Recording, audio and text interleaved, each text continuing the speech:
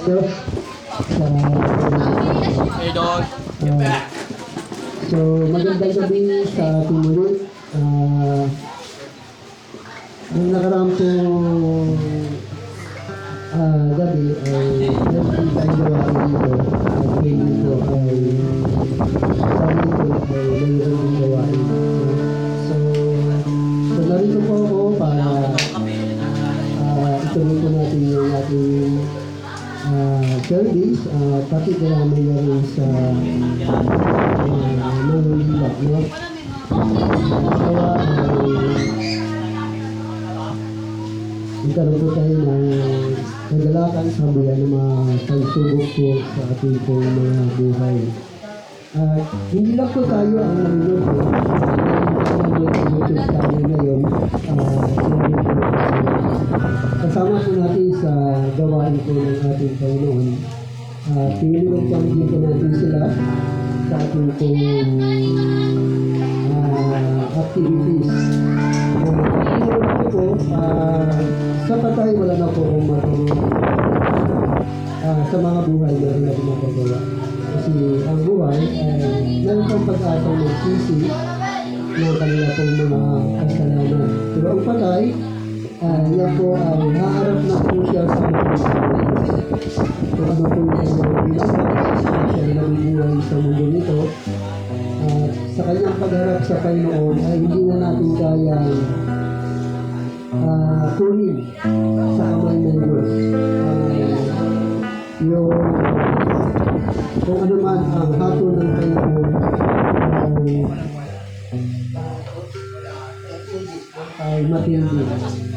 Malaga at importante ito ay para po sa mga buhay, sa mga kamag-anak na kaibigan. Ito ay para po sa inyo. So, para malaman po natin kung bakit ang tao ay namamatay, kung bakit kailangan natin maglingkod po sa Diyos habang tayo po ay buhay pa. Kasi dati yung araw na harap tayo sa Panginoon, tatanungin tayo, ano ba ang ginawa natin nung tayo nabubuhay pa sa mundo nito. Siguro tayo po yung magsisimula na sa ating po ay gawa. Tayo po lahat tayo tumayo. Samahan niyo po ako sa ating pong gawain. Ay hindi po natin salamat sa inyo. Pasalamatan po natin ang Panginoon. Pwede ba tayo tumayo? No? Para sa pakikiisa po natin sa ating pong sa oras po nito. Salamat sa iyo.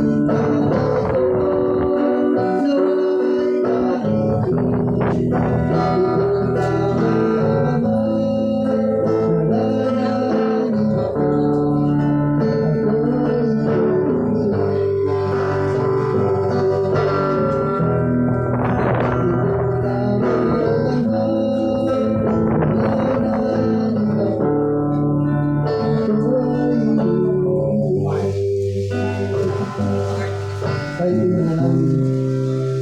Panginoon, sa gabi nito, Diyos, nandito ang narito sa kamuraman, sa pamilya ng bayan, Panginoon. Dalangin namin ulan na patuloy mo tingin ng kalamang dalangin mo, Diyos, na patuloy na itubad ang kalang panggulangan, Panginoon, para sa buhay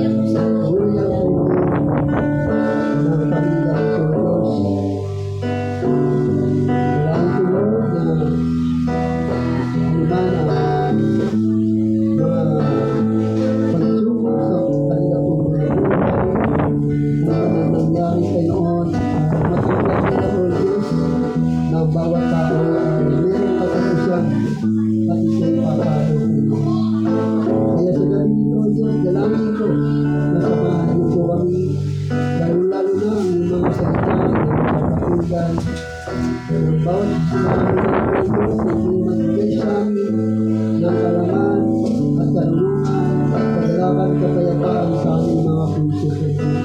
At bago kayong makikinig ng mga salita, Panginoon, hayaan niyo po kay aming sa pamamagitan ng aming mapapel ng aming Panginoon. Tataas ka sa amin, tataas ka namin sa aming kaligitnaan sa gabi nito, Diyos. Kaya Lord, kaya po ang aming mapapel sa mga oras nito. Patuloy natin kami ng Panginoon sa oras nito.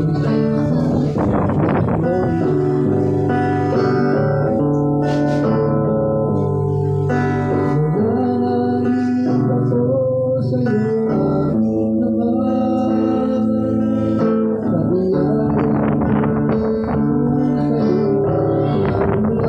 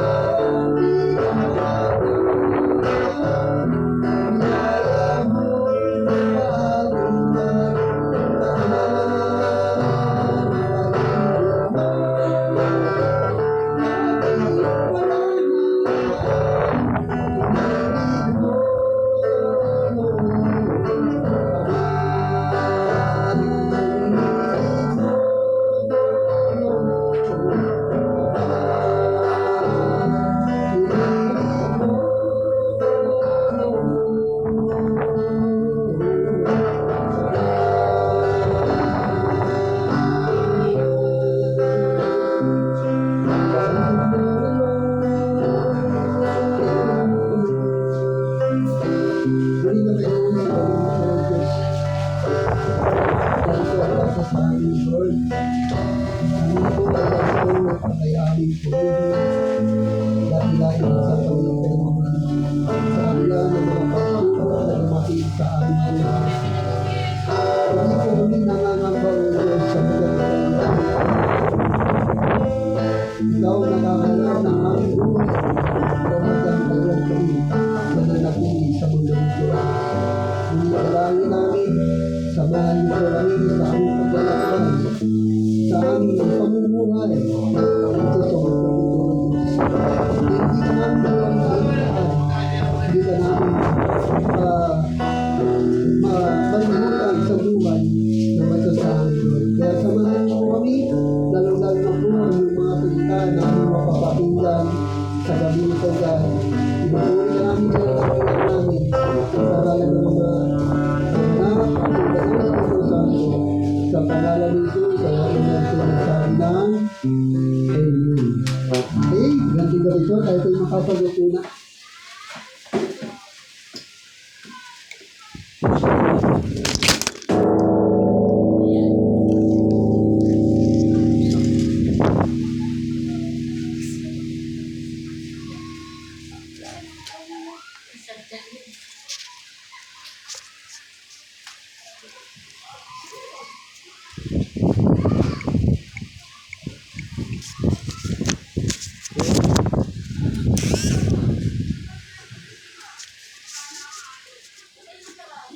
Okay, muli magandang gabi sa ating lahat, no? At salamat sa oras po nito.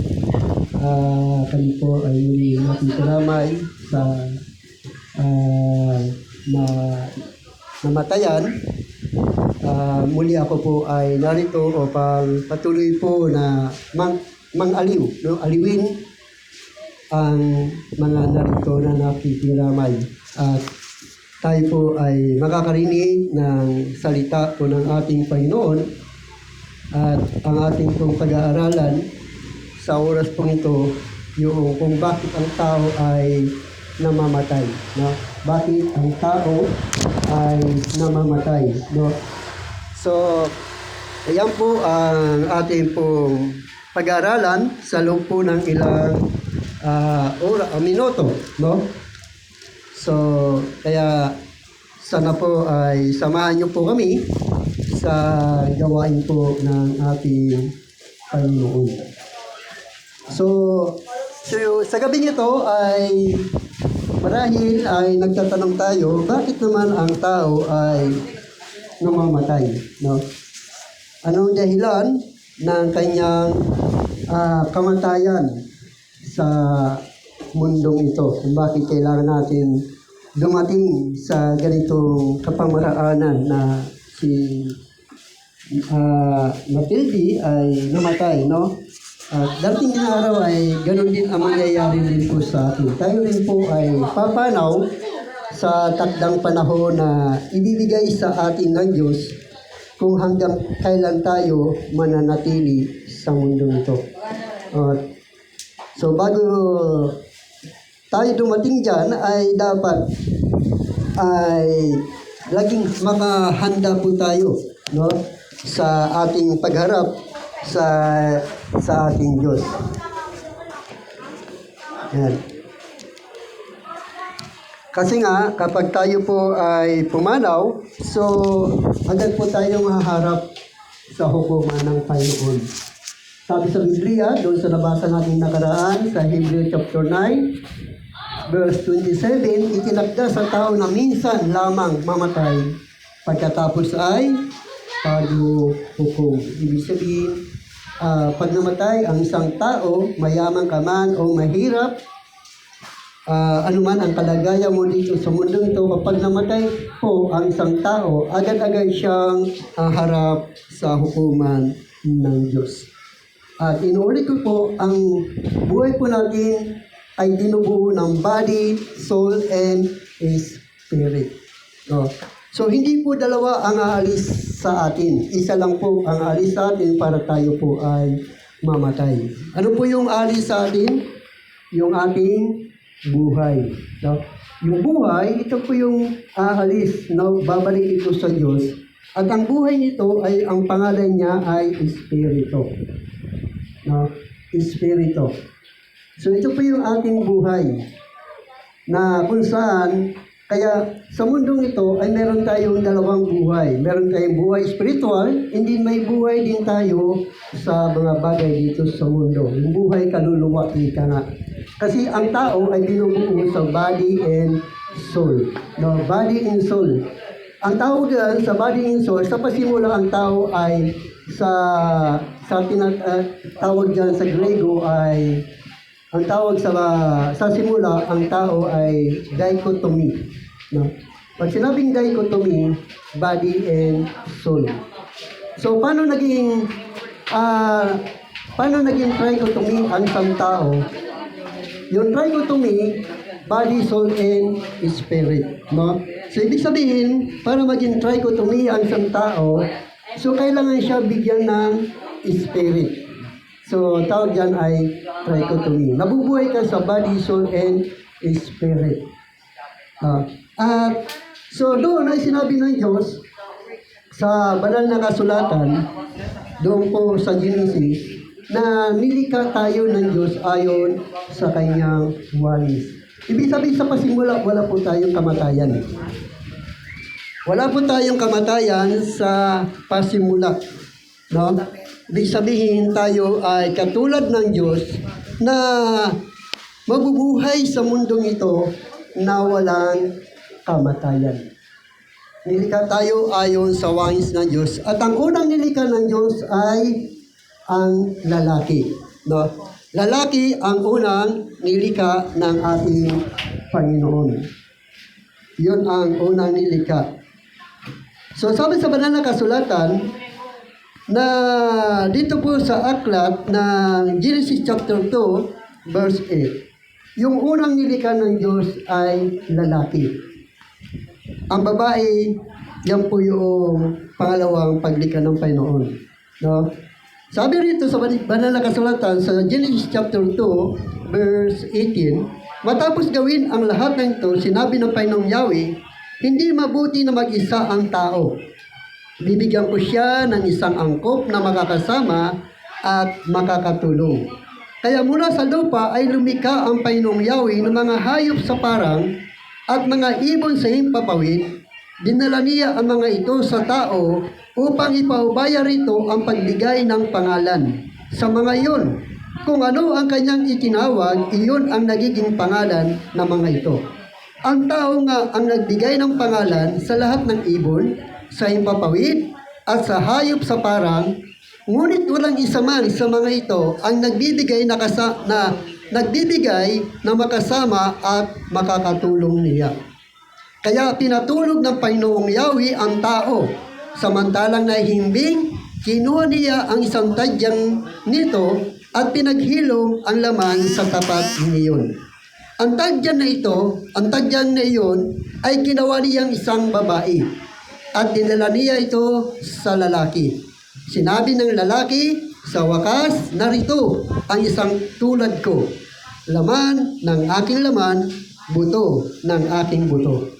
Babae ang tatawag sa kanya sapagkat sa lalaki siya kinuha. Ito ang dahilan kaya iniiwan ng lalaki ang kanyang ama't ina, nagsasama sila ng kanyang asawa at sila'y nagiging isa. Kapwa sila noon hubad, ang lalaki at ang babae, ngunit hindi sila nahihiya. So doon ay makikita natin na ang unang nilikha ng Diyos ay ang lalaki. At ang babae ay nilikha ng Diyos mula sa tadyang ng lalaki. No? Kaya sa buhay po natin ay kami pong mga lalaki, mayroong kulang po sa amin. Ang kulang sa amin yung aming tadyang. No? At ang tadyang nito ay ginawang babae. Kaya kaming mga lalaki, hinahanap namin yung babae para sa amin. No? Para sa amin. Kapag natagpuan na namin ito, nagkakaroon kami ng kasiyahan katulad ni Agan. Na nagkaroon siya ng kagalakan at kapayapaan nung makita niya ang babae. na nanggaling sa kanyang tadyang. Kaya sila ay nagsasama, kaya nagkaroon ng pag-aasawa. Kaya nagiging isa. No, kaya sa inyo mga babae at lalaki, hanggat hindi nyo pa natatagpuan yung katawan nyo, kung ikay babae, hinahanap mo yung pinanggalingan ng iyong katawan, kung saan ka nanggaling. Hahanapin mo yun. No, kapag nakita mo na yon, magiging kompleto na ang iyong pagkatao. No, kompleto na. Kapag nakita mo na yung katawan mo na kung saan doon ka nang galing. No? Doon ka nang galing. At ganoon din ang mga lalaki, hinahanap din niya yung katadyan niya na nawawala. Minsan ito ay nasa ibang bansa, minsan ito sa ibang lugar. Kaya kung minsan, may nag-aasawa sa iba't ibang lugar na gagaling ang kanilang mga asawa. Kasi nga, doon, nandoon ang kanilang nawawalang tadyang kung lalaki, no? Kung ka ng babae, nawawalang katawan kung saan ka nang galing. So, kaya ang inyong minsan, ang ating mga asawa, yung asawa ko sa taga, siya ay taga Samar. Ako naman ay taga Masbati. No? Hanggat hindi ko nakikita yung katadyang ko, hindi ako mag-aasawa. Kahit maraming babae ang lumalapit sa akin, hindi talaga ako mag-aasawa. Kasi nga, hindi naman talaga yung hinahanap ko na nawawala. Yung tadyang nawawala ko. So masusumpungan mo yun, ikaw din nakakalong kasi may puso tayo. Yung puso natin, kapag katadyang mo na, tumitibok na to. No? Kapag tumibok po yan, ibig sabihin nakikita mo na yung kaparihas mo. Nasasabi mo, ito ang aking laman ng aking laman, buto ng aking buto. At sasabihin mo rin, ito ang aking katawan na pinanggalingan. Kaya angkop kayo sa isa't isa. No? So doon nakikita natin sa buhay po natin na sa pasimula talaga ay may plano ang Diyos sa buhay po natin na dapat hindi tayo daranas sa ganitong pangyayari na tayo po ay namamatay. No? Na tayo ay namamatay. So doon ay sinasabi ng banal na kasulatan, ngayon paano tayo nagkaroon ng tinatawag na kamatayan? Paano tayo nagkaroon ng tinatawag na kamatayan? Sapagkat ang Diyos po ay nagbigay sa atin na sa panahon ni Noah, ang Diyos ay nagbigay ng isang batas na dapat nilang sundin. Kapag sinunod nila yun, magiging maganda ang kalang buhay. Ngunit kapag ito'y kanang sinuway, sila ay mapapahamak. Ang sabi doon sa Genesis chapter 2 verse 16, sinabi ng Biblia, sa verse 15 ganito sinasabi, inilagay ng Panginoong Yahweh ang tao sa lamanan ng Eden upang ito'y pagyamanin at pangalagaan. Sinabi niya sa tao, makakain mo ang alimang bungang kahoy sa halamanan, maliban sa bunga ng punong kahoy na nagbibigay ng kalaman tungkol sa mabuti at masama. Huwag na huwag mong kakainin ang bungang iyon, sapagkat sa araw na kanin mo iyon, mamamatay ka. So doon ay sinasabi ng Biblia, yung magiging parusa sa kanila kapag sinuway nila yung utos ng Diyos. Na ang utos ng Diyos, pwede nyo kainin ang lahat ng bungang kahoy dito sa halamanan ng Eden. Maliban lamang sa bungang kahoy na nagbibigay ng kalaman patungkol sa mabuti at masama. Huwag na huwag nyong kakainin ang mga iyon sapagkat kung kapag kayo ay kumain nito, kayo ay mamamatay. So doon ay mayroon instruction ang Diyos kila Adan para huwag sila mapahamak. Ngunit sa kabila ng lahat, sa kanilang pag-iingat doon sa utos ng Diyos, dumating ang panahon na nagkaroon ng labanan sa langit. Nagkaroon ng labanan sa pagitan ni Lucifer at ng mga anghel ng Diyos. Doon sa Pahayag chapter 12 verse 7 na nagkaroon ng labanan sa langit sa pagitan ni Lucifer at ng mga anghel. Si Lucifer ay laban sa Diyos sapagkat ang kanyang hangad ay maging kapantay ng Diyos. Maging kapantay ng Diyos. Gusto niyang pantayan ng Diyos. Bakit? Kasi si Lucifer, siya po yung makapangyarihang anghel. Siya yung, kumbaga siya yung nag-guide sa lahat ng anghel kung paano magpuri at magsamba sa Diyos. Lahat ng anghel ay sumusunod sa kanya. Sa kabila ng lahat, ay nagkaroon siya ng decision.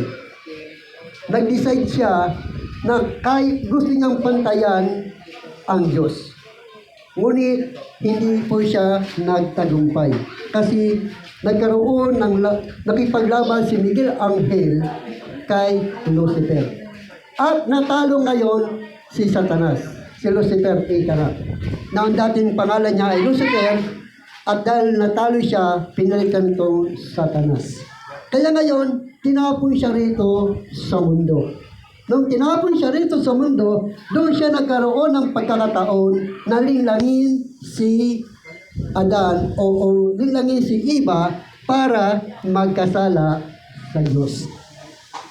Ganito sinasabi ng banal na kasulatan sa Genesis chapter 3 verse 1 kung paano nagkasala si Eva. So si Eva muna ang nagkasala, hindi si Adan ha. Ang unang nagkasala ay si Eva. Ang sabi sa Genesis chapter 3 verse 1, sabi niya, ang ahas ang pinakatuso sa lahat ng hayop na nilikha ng Panginoong Yahweh. Isang araw, tinanong nito ang babae, totoo ba ang sinabi ng Diyos na huwag kayong kakain ng anumang bungang kahoy sa halamanan? Sumagot ang babae, maaari naming kainin ang anumang bunga sa halamanan. Huwag lamang sa bunga ng puno na nasa gitna niyon. Sabi ng Diyos na huwag naming kakainin, nihipuin man ang bunga nito. Kung kami raw ay kakain nito, mamamatay kami. Ngunit sinabi ng ahas, hindi totoo yan. Hindi totoo yan. Hindi kayo mamamatay. Sinabi lang iyan ng Diyos, sapagkat alam niya kung kakain kayo ng bunga niyon ay makakaunawa kayo ay magiging parang Diyos at malalaman ninyo ang mabuti at masama. Ang punong kahoy ay napakaganda sa paningin ng babae at sa palagay niya masarap ang bunga nito. Naisip niya nakahanga-hanga ang maging marunong. Kaya pumita siya ng bunga at kumain nito. Binigyan niya ang kanyang asawa at kumain din ito. Nagkaroon nga sila ng pangunawa matapos kumain. Noon nila nalaman sila'y hubad.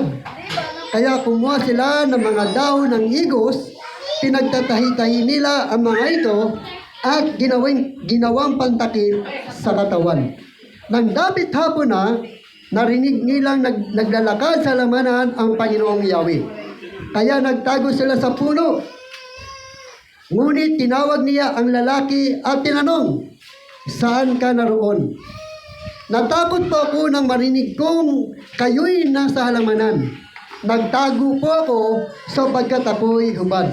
Sagot ng lalaki. Tanong naman muli ng Diyos, sinong may sabi sa iyong hubad ka? Bakit kumain ka ba ng bungang ipinagbabawal ko? Kasi pinakain po ako ng babaeng ibinigay ninyo sa akin, tugon ng lalaki. Bakit mo ginawa ang bagay na iyon? Tanong ng Panginoong Yahweh sa babae. Mangyari po, niling lang ako ng ahas. Kaya ako'y natuksong kumain, sagot naman nito. At sinabi ng Panginoong Yahweh sa Ahas, sa iyong ginawa may parusang dapat, na ikaw lang sa lahat ng hayop ang magdaranas. Mula ngayon, ikaw ay gagapang at ang pagkain mo'y alabok lamang. Kayo ng babae, aking pag-awayin, binhi mo't binhi niya, lagi kong paglalabanin. Ang binhi na iyon ang dudurog sa iyong ulo, at sakong niya, ikaw ang tutuklaw. Sa babae naman, ito ang sinabi, sa pagbubuntis mo'y hirap ang daranasin, at sa panganganak, sakit ay titisin. Ang asawang lalaki, iyong nanasain, pasakop ka sa kanya, siya mong susundin. Ito naman ang sinabi ng Diyos kay Adan, dahil nakinig ka sa iyong asawa, nang iyong kainin ang pinagbawal kong bunga. Dahil dito, sinusumpa ko ang lupa sa hirap ng pagbubungkal, pagkain mo'y magmumula. Mga damo at tinik ang iyong anihin, halaman sa gubat ang iyong kakainin. Sa pagod at pawis, pagkain mo'y manggagaling. Maghihirap ka hanggang sa malibing. Dahil sa alabok, doon ka nang galing, sa lupang alabok ay babalik ka rin. So dito ay sinasabi ng banal na kasulatan kung paano tayo nagkaroon ng kamatayan. Kung paano nagkaroon ng kamatayan ang isang tao. Nagsimula ito sa panahon ni Adan at ni Eva nung suway nila ang utos ng Diyos. Ang utos ng Diyos. Kaya sa buhay po natin, ay lahat po tayo ay daranas po ng kamatayan. Sapagkat iyan ang parusa ng Diyos kay Adan at kay Eva. Ngayon ang tanong, kung si Adan at si Eva lamang ang nagkasala, bakit tayo nadamay sa kanyang mga kasalanan? Dapat si Adan at si Eva lang naman ang pwedeng mamatay. Sana hindi na tayo nadamay sa kasalanan iyon. Alam niyo ba kung bakit tayo nadamay sa kasalanan? Dahil ganito ang sinasabi ng Biblia. Sa Genesis chapter 3 verse 20, ito ang sinasabi ng banal na kasulatan. Iba ang tinawag ni Adan sa kanyang asawa sapagkat siya ang ina ng sangkatauhan. So, ang ina ng sangkatauhan ay si Eva. Ibig sabihin, lahat ng tao na nabubuhay sa mundo nito ay nanggaling kay Adan at kay Eva. So, ibig sabihin, yung kasalanan ni Adan at ni Eva ang siyang nasa atin ngayon.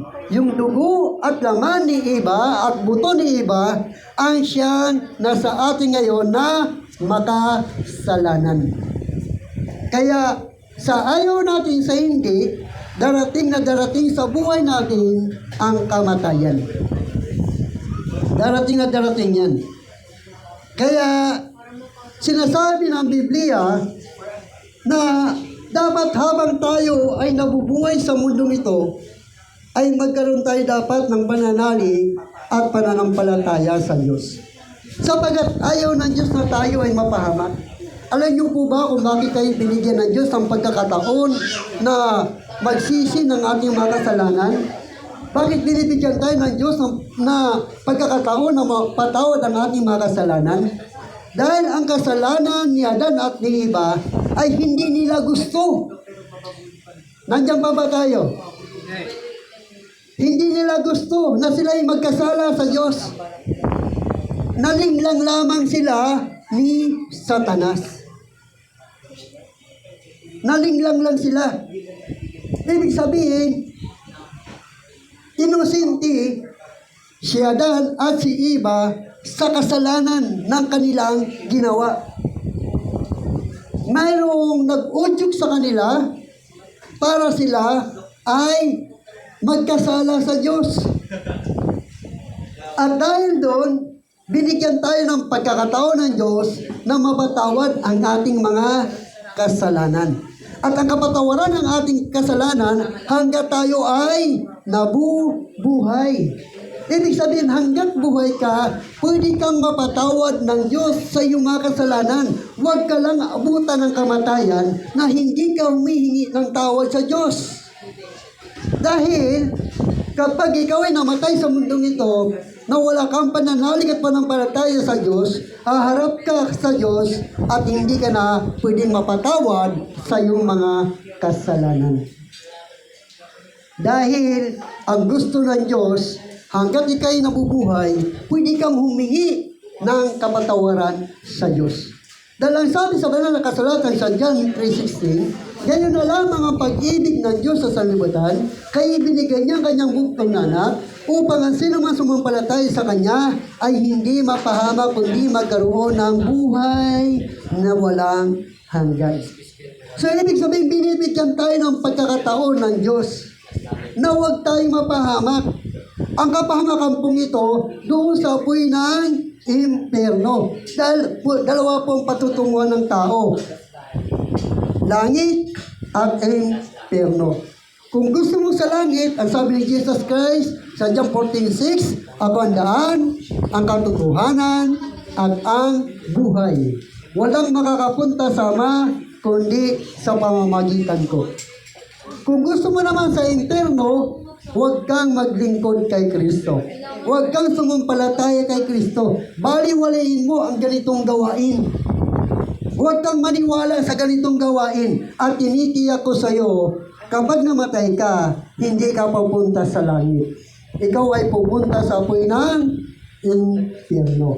Pero kung ayaw mo pumunta sa apoy ng impyerno, hanggang buhay ka, dapat maniwala ka sa ganitong gawain. Sapagkat gusto ng Diyos na hanggat nabubuhay ka, magkaroon ka ng pananalig at panampalataya sa Diyos. Dahil ang sabi sa Biblia, ang pananampalataya ay bunga ng pakikinig at nakapakikinig ka lamang kung mayroong mga ngaral tungkol kay Kristo. So sa pamamagitan ng ganitong gawain, doon magsisimula ang iyong pananampalataya sa Diyos. At ang salita ng Diyos walang iba kundi ang Biblia. Kaya sabi ni Abraham, nasa kanila na ang mga sinulat ni Moises at ng mga propeta. Pakinggan nila yon upang sila ay huwag dumako sa hadis ng pagdurusa. Dahil ang sabi sa banal na kasulatan sa First Timothy chapter 3, verse 15 hanggang 16, ang sabi niya, mula pa sa pagkabata, alam mo na ng banal na kasulatan ay nagtuturo ng daan ng kaligtasan sa pamamagitan ng pananalig kay Kristo Jesus. So, ang Biblia ang nagtuturo ng kaligtasan. Kaya sinabi ni Abraham, nasa kanila na ang mga sinulat ni Moises. Dahil nga, ang tao ay nagkasala sa Diyos. At ang kabayaran ng kasalanan ay kamatayan. Kaya tayo ay namamatay. Dahil nga, ang bunga nito ay sa kasalanan. Ang sabi sa banal na kasulatan, sa aklat ng Romans chapter 5 ay makikita natin dito na lahat po tayo ay nagkasala sa Diyos. Kaya dumarating sa buhay natin ang kamatayan. Sa Romans chapter 5 verse 12 ay makikita natin dito na sinasabi ng Biblia. Ang kasalanan ay pumasok sa sanlibutan sa pamamagitan ng isang tao at ang kamatayan ay pumasok sa pamamagitan ng kasalanan. Dahil dito, lumaganap ang kamatayan sa lahat ng tao dahil ang lahat ay nagkasala. So dahil sa kasalanan ni Adan at ni Eva, lahat po tayo ay nadamay. Nadamay po tayo sa kasalanan ito. Kung kaya kailangan nating humingi ng tawad sa Diyos. Kailangan nating lumapit kay Kristo Jesus. Sapagkat si Kristo lamang ang pwedeng magpatawad sa ating mga kasalanan. Dahil siya lamang ang namatay sa krus para mapatawad ang iyong mga kasalanan. Kaya dito makikita natin kung bakit kailangan talaga natin maglingkod sa Diyos. Kaya sinabi ni Jesus Christ sa manatiling tapat hanggang wakas ang siya lamang maliligtas. Hindi yung mananampalataya ka ngayon, bukas hindi na. Kundi lifetime po ito. Tuloy-tuloy po itong pananalig at panampalataya natin sa Diyos hanggang sa tayo ay malagutan ng hininga. Hindi yung sasampalataya ka ngayon, sa sunod hindi na. Kapatid, ang paglilingkod natin sa Diyos katulad ng pagkain natin sa mundo ito. Kung araw-araw ay kumakain ka, araw-araw ay hinahanap mo ang pagkain, dapat araw-araw hanapin mo rin ang salita ng Diyos. Dahil ang salita ng Diyos ang siyang pagkain ng ating espiritu.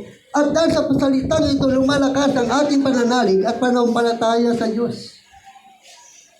At ito ang magdadala sa atin patungo sa buhay na walang hanggan. Dahil si Kristo yung salita. Ang salita ay ang ating Panginoong Hesus Kristo. Kaya mapalad ang mga taong naglilingkod sa Diyos sa kabila ng lahat ng mga pagsubok o sa kabila ng karangyaan, kayamanan, o anuman ang natatamasa niya dito sa mundo nito, ay hindi niya nakakalimutan pasalamatan at paglingkuran ng Diyos. Kasi kung hindi mo ito bibigyan ng panahon ng Diyos, darating ang araw na maging katulad ka nito. Baka magsisi ka katulad ng isang mayaman. Nung siya'y nabubuhay sa mundong ito, wala siyang panahon ng paglingkuran ng Diyos dahil busy siya. Mula Lunes hanggang Linggo, trabaho, negosyo, walang panahon sa Diyos. Dahil ang paniniwala niya, hanggang doon na lang ang kanyang buhay. Kapag namatay siya, tapos na. Pero ang taong may pananalig at panampalataya sa Diyos, naniniwala siya na hindi ito ang totoo niyang buhay. Amen. Hindi ito ang totoong buhay natin. Ang buhay natin sa mundo nito ay pansamantala lamang. Tatagal lamang tayo sa loob ng 120 years. Ang sabi sa Genesis chapter 6 verse 3, hindi ko na pinahintulutan na mabuhay ng matagal ang tao. Hindi nalalampas sa 120 taon ang kanyang buhay sa daigdig na ito. So sinabi ng Diyos, hindi na tayo mabubuhay ng matagal sa mundong ito. Hanggang 120 years ka lang. Si Matilde, ilang taon siya nabuhay? 87. Ha? 87. 87. Ibig sabihin, sa 120 ilang na ilang na dapat nang bubunin niya? 33, tama? 87. So, kung 87 siya, dapat ang bubunin na lang niya rito ay 33 na lang. Ay kasi hindi siya umabot. Hindi siya umabot. Ibig sabihin, mga magulang kapatid, sa loob ng 120 years, sana, bago dumating, ang katulad nito, naglilingkod ka na sa Diyos. Bata, matanda, mayaman o mahirap, dapat mayroon tayong pananalig at panampalataya sa Diyos na ang lahat ng ari-arian natin sa mundo ito, sa ayaw mo sa hindi, iiwan mo yan. Iiwan mo yan. Kung may barko ka man dito, pag namatay ka, iiwan mo yan. Kung may mansion ka man rito sa mundo nito, sa ayaw mo sa hindi, iiwan mo yan. Kung may mga negosyo ka rito sa mundo nito na pinag-aabalaan mo, sa ayaw mo sa hindi, iiwan mo yan. Pagdating ng takdang panahon. Kaya sa buhay natin, dapat huwag natin makalimutan ang Diyos. Kaya sabi niya, alalahanin mo ang Diyos sa iyong kabataan. Alalahanin mo ang Diyos bago manubalik sa lupa ang iyong katawang lupa at magbalik sa Diyos ang Espiritu na may bigay nito. Magbalik sa Diyos ang ating Espiritu na may bigay nito. Kasi yung haharap sa Diyos yung ating Espiritu. Kaya sabi niya, hanggat kayo nabubuhay, huwag niyong kalimutan ang Diyos. Ang Diyos po ay Espiritu. Hindi po natin siya nakikita. Hindi po natin siya nahawakan. Hindi po natin siya nabubuga. Siya po ay katulad ng hangin. Naniwala ba tayo may hangin? Nakita niyo ba ang hangin? Hindi. Pero naniniwala tayo may hangin. Ganon din. Ang Diyos, bagamat hindi natin siya nakita, pero dapat tayong maniwalang may Diyos. Kasi ang lahat na nakikita mo sa mundo nito, walang ibang may likha niyan, kundi ang Diyos. Siya ay may likha niyan para patunayan sa iyo na mayroong Diyos. Kaya sa gabing ito, nawa ay meron tayong intindihan.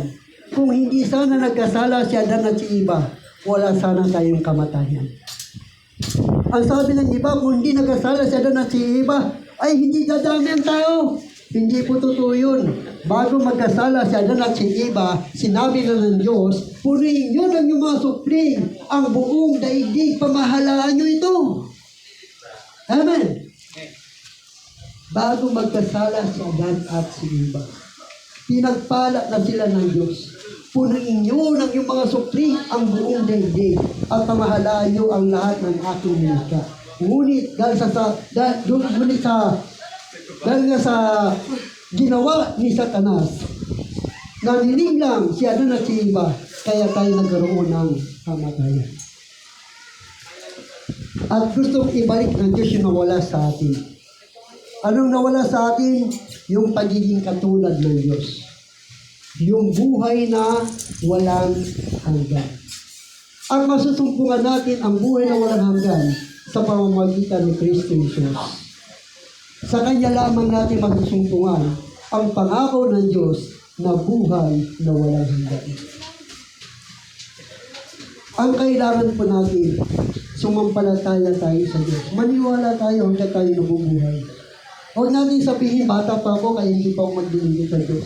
Malakas pa ako, hindi ko kailangan maglingkod sa Diyos. Kapatid, hindi po nakabatay ang pag-alis natin sa mundo nito sa iyong lakas, sa iyong kabataan. Bata ka man o matanda, pwede kang umalis sa mundo nito. Dahil yan ang bunga ng ating mga kasalanan. Yan ang bunga ng ating mga kasalanan. Kaya ang kailangan natin maniwala, manampalataya, na bago dumating, katulad ni Nanay, sana magpatuloy tayo sa paglilingkod sa Diyos. Sabi ng Biblia, 6 na araw kayo gagawa.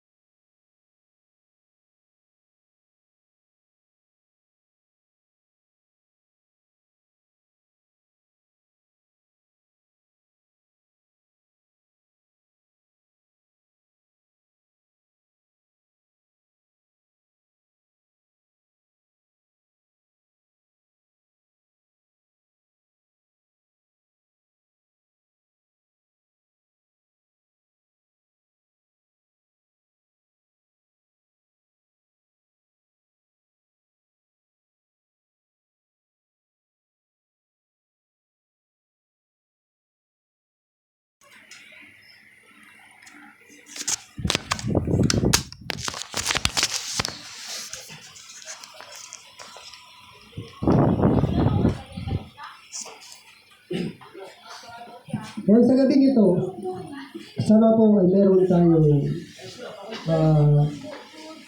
na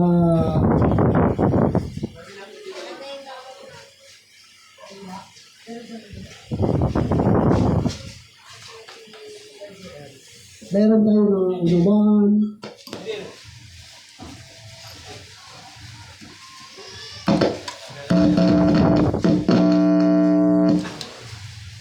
Kung bakit ang tao ay nagkaroon ng kamatayan.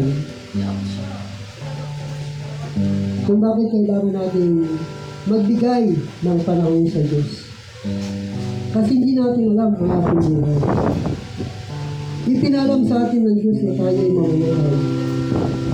Ngunit hindi ipinalam sa atin ng Diyos kung kailan tayo mamamatay. Ang kamatayan ay dumarating sa buhay ng tao na hindi niya inasahan. Gumawa man tayo ng mabuti, gumawa man tayo ng masama, naglilingkod man tayo sa Diyos, o hindi ka man naglilingkod sa Diyos, dumarating ito sa buhay natin na hindi natin inasahan.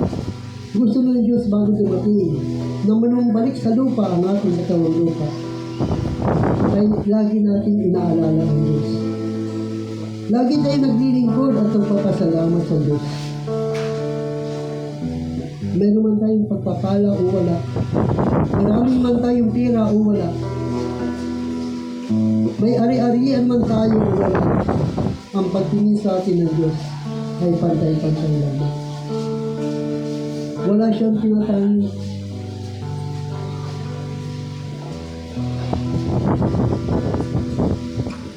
Alam ng Diyos na mahirap ka sa mundo nito.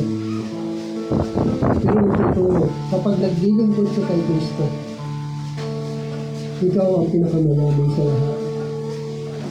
Dahil ang kayamanan mo ay wala rito sa lupa. Ang kayamanan mo ay nasa langit. Kaya masiyahan ka na kung ano nandiyan sa iyo. Dahil darating ang araw na bigla kang aalis sa mundo nito.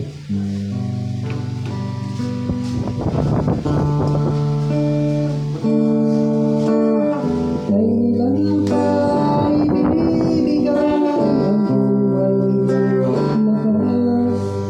Sana nagbigay sa'yo ang buhay at lakas. Ang pangalan niyang banal ay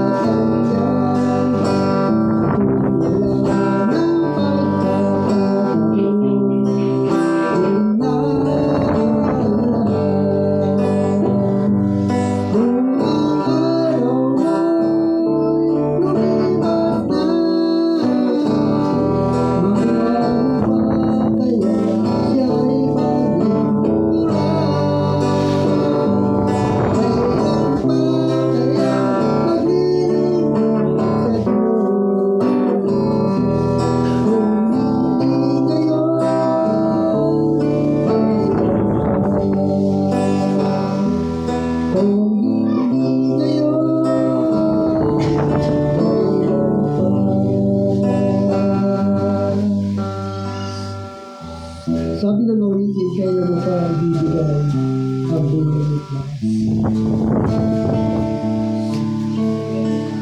Kapag huli na ba ang lahat? Bago pa mahuli ang lahat, ibigyan na natin sa Diyos ang buhay natin. Maglaan tayo ng oras, maglaan tayo ng time Sa loob ng 6 na araw ay binigyan ka ng Diyos ng pagkakataon na hanapin mo ang buhay. Binigyan ka niya ng pagkakataon na makapaghanap buhay, makapagnegosyo. Ngunit pagdating ng 7 araw, ay hinihingi ito sa iyo ng Diyos. Gusto ng Diyos sa 7 araw ay magkaroon ka ng panahon para sa Kanya.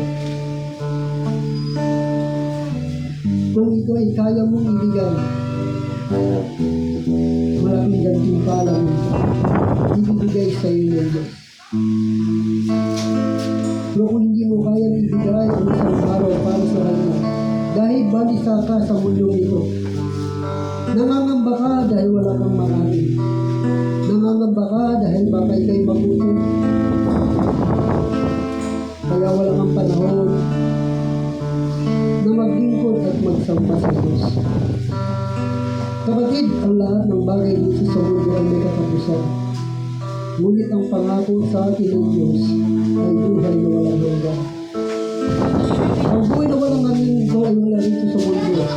Ito po ay nasa kabilang buhay. Darating ang araw na tayo ay mamumuhay sa buhay spiritual. Habang tayo narito sa mundo nito, meron tayong dalawang buhay. Nabubuhay tayo sa spiritual. Nabubuhay din tayo sa mga bagay dito sa mundo. Huwag tayo pumuko sa buhay dito sa mundo. Kundi magbigay din tayo ng panahon sa mga bagay na spiritual kung nasa ng Diyos. Panginoon, sa gabi nito, Lord, napakinggan ko nila ang iyong mga salita. At salamat dito ay nangusap sa kanila sa pamamagitan ng iyong lingkod kayo. Salamat sa lahat ng narito, sa aming mga kapitbahay, sa kilala, kaibigan na nakakarinig ng iyong mabuting balita. Naway magkaroon sila ng panahon ng paglingkuran ka. Magkaroon sila ng panahon na alalahan bago manumbalik sa lupa ang kanilang katawang lupa. At magbalik sa Diyos ang kanilang espiritu na ang pinagmulan nito. Kaya Lord, sa gabi nito, samahan niyo po kami at pagpalain niyo po ang pamilya ng Testigo Panginoon. Mabigyan niyo po sila ng kapayapaan, kagalakan sa kanilang mga puso. At dinggin niyo po ang kanilang mga dalangin. Magpatuloy po itubay sa kanila ang kanilang pangangailangan, financially, materially Panginoon. Salamat Lord sa iyong pagpapala sa gabi nito, lalong-lalo sa iyong salita.